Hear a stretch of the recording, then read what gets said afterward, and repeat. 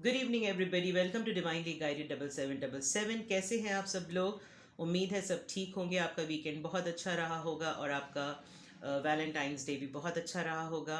I am really grateful to all my viewers जिन्होंने मेरी readings देखी, अप्रिशिएट किया, लाइक किया। Thank you so much. आज हम एनर्जी चेकअप्स करेंगे और हम देखेंगे कि डेक्स के थ्रू क्या एनर्जीज आती हैं और क्या मैसेजेस आते हैं। तो let's see without any further delay. I'll be using multiple decks, but to begin with, I'll be using traditional tarot. Relax yourself.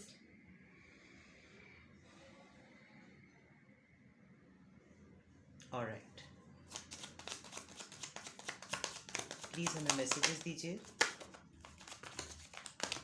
Please हमें messages दीजिए. फोर ऑफ वॉन्ड्स पहला कार्ड बहुत ही अच्छा आया है। Twin flame 1111 soulmate marriage card. Justice,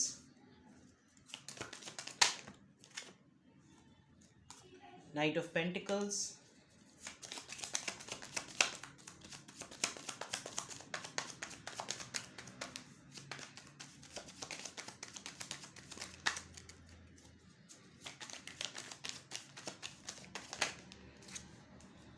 king of wands.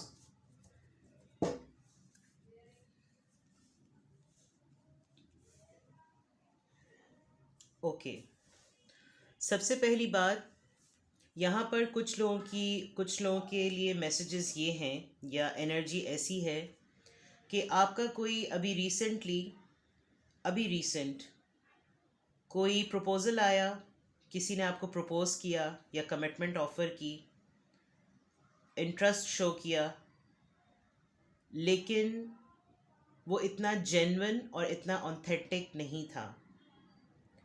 Balance maintain नहीं हो सका। इस वक्त आपको लग रहा है कि ये रॉन्ग टाइमिंग्स पर राइट प्रपोज़ल आ गया है। मुझे ऐसा भी फील हो रहा है कि यहाँ पर अभी आपने इस प्रोसेस को, इस ऑफ़र को, जो कि रिलेशनशिप पे बेस्ड कर रही है या किसी प्रपोज़ल पे बेस कर रही है, क्योंकि 1111 कार्ड जो होता है वो मैरिज का कार्ड होता है, कमिटमेंट का कार्ड होता है, फैमिली का कार्ड होता है, सक्सेस का कार्ड होता है, हैप्पीनेस का कार्ड है। लेकिन यहाँ ऐसा लग रहा है कि कोई कोई एक ज़रूर है जो इस वक्त इस सिचुएशन के लिए रेडी नहीं है। आपको अभी प्रेजेंट मोमेंट में ऐसा लग रहा है कि ये ऑफ़र आपके लिए फीजिबल नहीं है, एक्सेप्टेबल नहीं है, क्योंकि आपका फोकस इस वक्त किसी और तरफ है। आपके विजन में, आपके प्लान में इस वक्त कुछ और है। आप इस वक्त कमिटमेंट के मोड में नहीं है, बिकॉज किंग ऑफ वॉन्ड्स बहुत पैशन का और बहुत ही एनर्जी का और बहुत ही करियर ओरिएंटेड कार्ड होता है, बहुत ही गोल ओरिएंटेड और अपने फ्यूचर को लेकर और अपने पैशन को लेकर, अपनी क्रिएटिविटी को लेकर जो है वो बहुत क्लैरिटी होल्डर पर्सन का कार्ड होता है। मुझे ऐसा फील हो रहा है कि आप इस वक्त, जो भी मेरे व्यूअर्स हैं, वो इस वक्त किसी भी फॉर्म में, किसी कमिटमेंट में या रिलेशनशिप में या प्रपोज़ल में या शादी में या किसी भी सॉर्ट ऑफ रिलेशनशिप में बाउंड होने के मूड में बिल्कुल भी मुझे नज़र नहीं आ रहे हैं। एक तो मैसेज बहुत क्लियर ये है। दूसरी तरफ मुझे ऐसा भी मैसेज पिक हो रहा है कि suddenly I just I just felt it that आपने इस रिलेशनशिप को, इस प्रपोज़ल को, इस कमिटमेंट को बहुत अरसे तक मैनिफेस्ट किया है। लेकिन जब कभी भी जो पर्सन आपकी लाइफ में आता है, वो कभी भी वो ऑफ़र लेकर या वो स्टेबिलिटी लेकर नहीं आता जो आप डिज़र्व करते हैं। आपका मोरल, आपका स्टैंडर्ड, आपकी एक्सपेक्टेशन बहुत हाई हैं, जिसकी वजह से बैलेंस मेंटेन नहीं हो पा रहा। कन्फ्यूजन दोनों एंड पर है।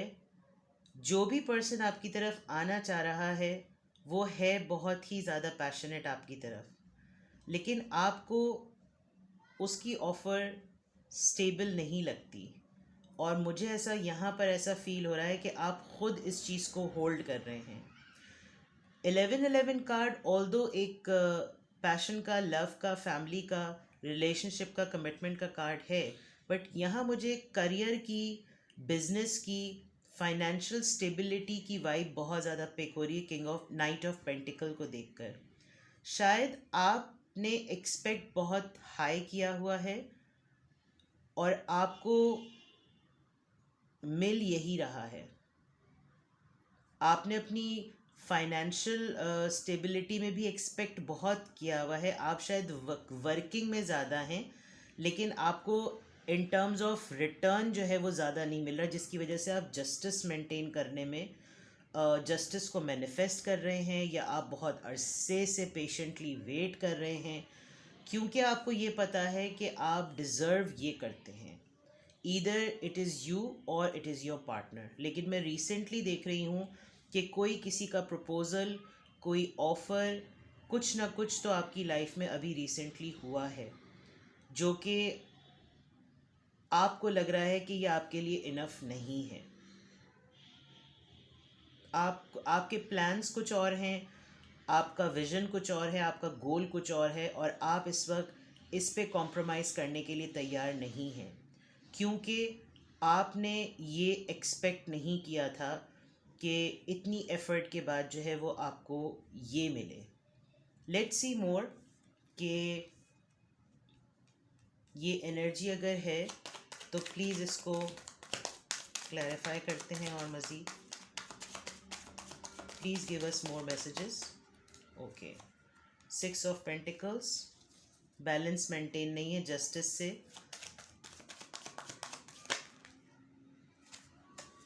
Four cards, the moon, the hermit and ace of pentacles, right। और क्लियर हो गया है यहाँ पर 6 ऑफ पेंटिकल्स से आप इसको बैलेंस्ड नहीं समझते हैं।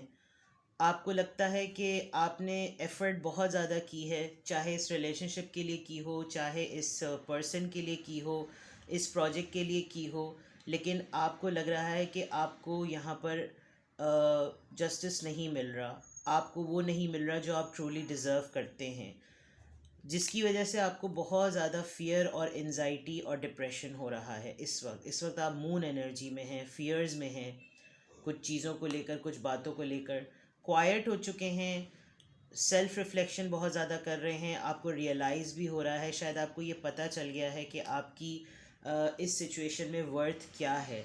आपको अच्छी तरीके से मालूम है कि आप लेस पे कॉम्प्रोमाइज़ करने वाले पर्सन नहीं हैं, क्योंकि आपने इस पूरी सिचुएशन में इन्वेस्टमेंट अपनी बियॉन्ड और किसी की भी बियॉन्ड एक्सपेक्टेशन दी हैं।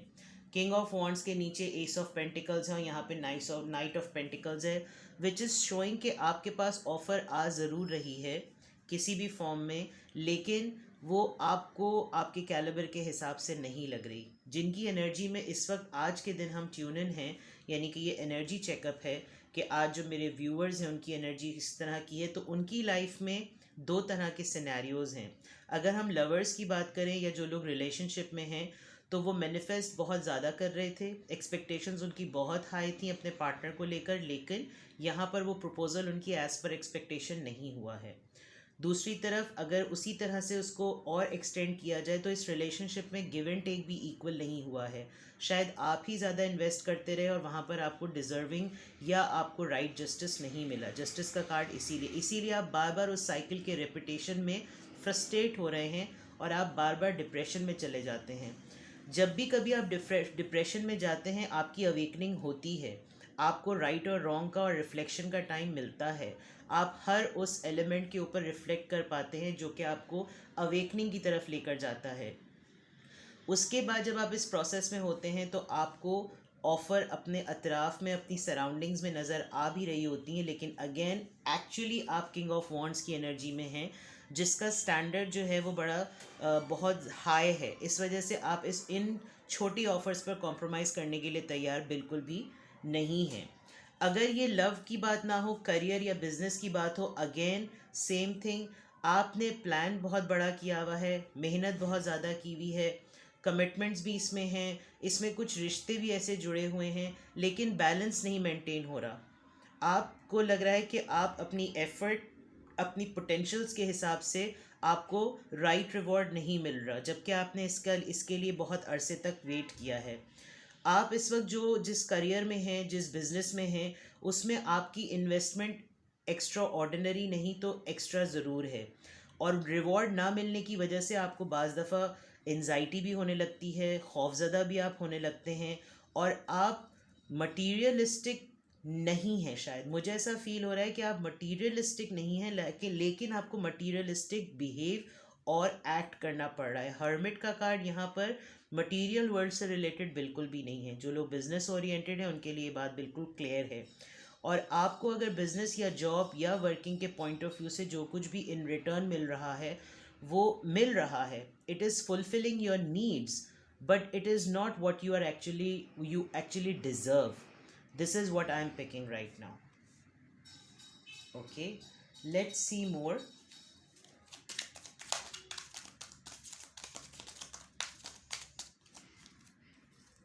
Playfulness, slowing down.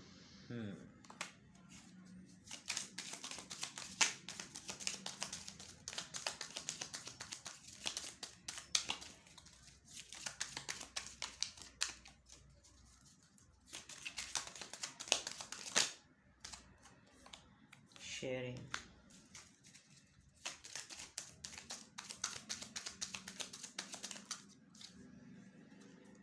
Experiencing. Okay. Bottom of the deck, stress. यहाँ पे bottom of the deck king of swords, right. दोनों को मैं अभी डिटेल में पढ़ूंगी। क्वीन ऑफ सॉर्ड्स के ज़रिए, सॉरी क्वीन ऑफ सॉर्ड्स था, मैंने किंग ऑफ सॉर्ड्स समझा था। क्वीन ऑफ सॉर्ड्स से मुझे लग रहा है कि आपने इस पूरी सिचुएशन में, जो रीडिंग मैंने पहले ली, आपने कुछ अपने लिए रूल्स सेट कर दिए हैं, अपने लिए भी और लोगों के लिए भी, कि भाई मैं लेस पे कॉम्प्रोमाइज़ नहीं करूँगा या करूँगी। ये चीज़ें हैं, ये एक्सपेक्टेशंस हैं, ये लिमिटेशंस हैं, ये सब कुछ होगा तो ही मैं आगे फॉरवर्ड मूवमेंट होगी, अदरवाइज़ नहीं होगी। यहाँ पर अगर यहाँ पर पहले कार्ड्स को देख लेते, फिर मैं ओवरऑल एनर्जी आपको बताती हूँ। स्ट्रेस की आई है, which is quite resonating with this. Playfulness, something like you are hanged. आपके जैसे हर्मिट का कार्ड आया है, आपको रियलाइजेशन बिल्कुल क्लियर है, you know very well what your goals are. आपके एम्स क्या हैं, आपके गोल्स क्या हैं, आपको बिल्कुल क्लियरली इस बात का पता है। इसी वजह से आप सराउंडिंग में जितने भी लोग आपको इस प्रपोजल के लिए, इस करियर के लिए, इस बिज़नेस के लिए जितना भी फोर्स कर रहे हैं, आप इस वक्त बिल्कुल भी तैयार नहीं है कि आप उन लोगों की बातों का या उन लोगों की एडवाइजेस का कोई प्रेशर लें। इसीलिए आप वो कर रहे हैं जो आपको समझ में आ रहा है, because the hermit and playfulness is almost very similar. Slowing down, शायद आपने इतना ज़्यादा इन्वेस्ट किया है, चाहे बिजनेस पर, चाहे जॉब पर या रिलेशनशिप पर, कि इस वक्त आपको खुद लग रहा है कि आपको स्लो डाउन हो जाना चाहिए, बिकॉज आप अपनी कैपेसिटी से ज़्यादा रिश्तों में भी दे चुके हैं, फाइनेंशियली भी बहुत ज़्यादा दे चुके हैं, रिलेशनशिप में भी बहुत ज़्यादा दे चुके हैं, और करियर पर या बिजनेस पे भी बहुत ज़्यादा दे चुके हैं। इसलिए now you feel that now the situation has to move according to my self, according to me. इसीलिए आप खुद ही स्लो डाउन हुए हैं। मैंने कहा था ना, लेस पे कॉम्प्रोमाइज़ करने के लिए आप इस वक्त रेडी नहीं हैं। शेयरिंग, शेयरिंग एक ट्रेडिशनल टैरो में क्वीन ऑफ कप्स का कार्ड होता है, और यहाँ पर भी आप देखें, इस वक्त आपकी पोजीशन मुझे बहुत स्ट्रांग लग रही है। इस वक्त मुझे ऐसा लग रहा है कि जो बाउंड्रीज आपने यहाँ पर सेट की हैं, उससे यहाँ पर क्लियरली पता चल रहा है कि इस वक्त तमाम सिचुएशन आपके फेवर में है। और वो इस वजह से, बिकॉज इस पूरी जर्नी में जो आपने एक्सपीरियंस गेन किया है, और इस पूरे ट्रायल में जो आप अभी तक एक्सपीरियंस कर रहे हैं, it is taking you actually to another level. शुरू में जब आप स्ट्रगल फेज में थे, चाहे रिलेशनशिप को बिल्डअप करने के लिए, अगर रिलेशनशिप नहीं तो फाइनेंशियल स्टेबिलिटी के लिए, करियर के लिए, जॉब के लिए, बिजनेस के लिए, उस वक्त जो आपके एक्सपीरियंसेस होते थे तो आप उसको सिचुएशन से मिक्स कर देते थे, तो आपको समझ नहीं आ पाती थी कि ये मेरे साथ हो क्या रहा है। अब आप एक फेज़ से गुजर चुके हैं और अब आपके एक्सपीरियंस में हो गया है इजाफा। तो जो बाउंड्रीज़ आपने लगाई हुई हैं, उन बाउंड्रीज़ की वजह से you are working more on your moves, you are very clear about your moves. King of wands बड़ा, मैं जैसे मैंने कहा, बड़ा गोल ओरिएंटेड और बड़ा क्लैरिटी का कार्ड होता है। अब आप किसी को भी कुछ ऑफर अगर करना भी चाहेंगे with this card, you know very well whom to give, how to give, what to give and what is the limitation। आप बहुत बैलेंस, जो जस्टिस का कार्ड था ना, ये ऑटोमेटिकली यहाँ पर क्लियर हुआ है कि आपको जस्टिस मेंटेन करना, अगर आप जस्टिस को मैनिफेस्ट कर रहे थे तो अब आप अपने एक्सपीरियंस से लोगों को बड़ा टैक्टफुली डील करने की कमांड में आ चुके हैं। बट द प्रॉब्लम इज़ कि इस वक्त आपको ये तमाम चीज़ें करने में या तो आपको अननेसेसरी स्ट्रेस हो रहा है या कोई ऐसा पर्सन है जो आपको ट्रिगर करता है, बिला वजह में ट्रिगर करता है। लेकिन यहाँ जो मैं फील कर पा रही हूँ कि शायद आपने इस एक्सपीरियंसिंग और शेयरिंग में, इस पूरे ट्रायल या इस पूरे टर्मोइल में, आपने वो बर्डन्स और वो स्ट्रेस भी उठाई जो शायद आपके नसीब की भी नहीं थी। और अब आपको बिल्कुल पता चल चुका है कि this is not my cup of tea, like if it is not serving me then it is not mine। तो अब आप इस स्ट्रेस वाले मोड में बिल्कुल भी नहीं है। सेकंड कार्ड हमारे पास अवेयरनेस का आया है जो कि एक हर्मिट मोड का भी है, ये एक सेकंड कंफर्मेशन हो गई है। So right now what I feel, you people are like, in one sentence if I say, please listen to me or do me, my way or highway। ये वो वाली बात है। आपने क्वीन ऑफ सोर्ड से ये बात क्लियर कर दी है कि everything should be according to me, I am not going to now serve my self. मैं अब कहते हैं ना कि now you are not providing your self for everyone, you have become very limited। let's see more। बहुत strong वो है messages. Definitely आपका जो रीडिंग आ रही है उसमें इस वक्त की जो एनर्जी वो यही फील हो रही है कि जो चीज़ें आपको सर्व नहीं करती, आपको एंटरटेन नहीं करती और आपकी कैलिबर की नहीं है, तो बिल्कुल डेफिनेटली आपको जो है वो उस तरफ फिर नहीं जाना चाहिए, but with the positive mindset और रिस्पेक्टफुल वे में। इट डजेंट मीन कि अगर वो आपको सर्व नहीं कर रही तो आप किसी के लिए हेटफुल वर्ड्स कहें या उसको डिसरिगार्ड करें या डिसरिस्पेक्ट करें। There are many ways. Please give us card, please give us cards.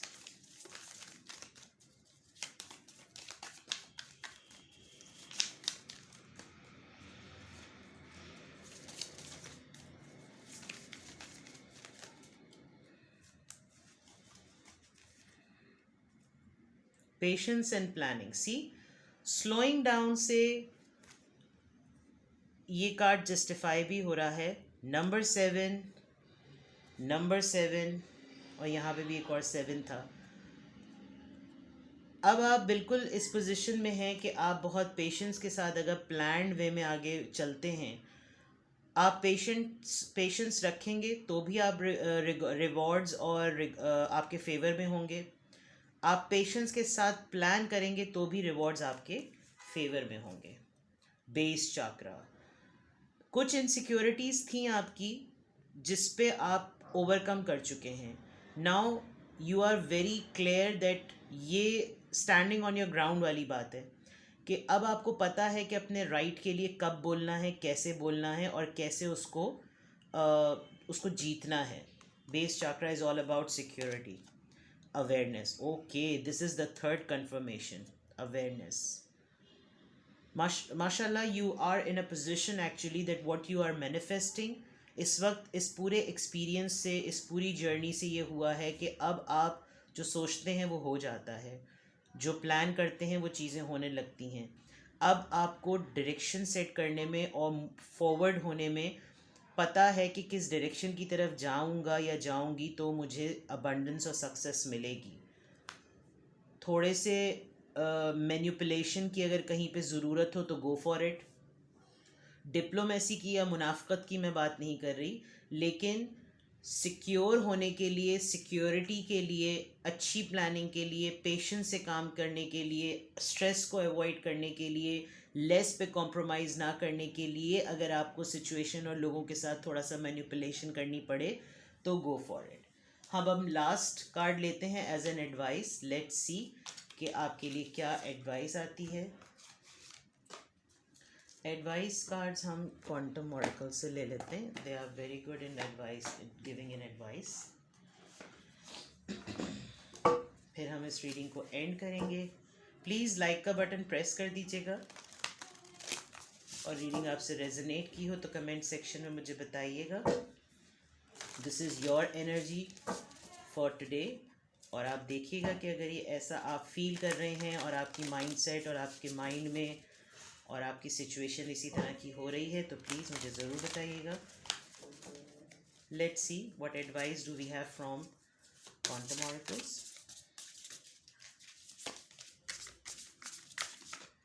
Please give us advice.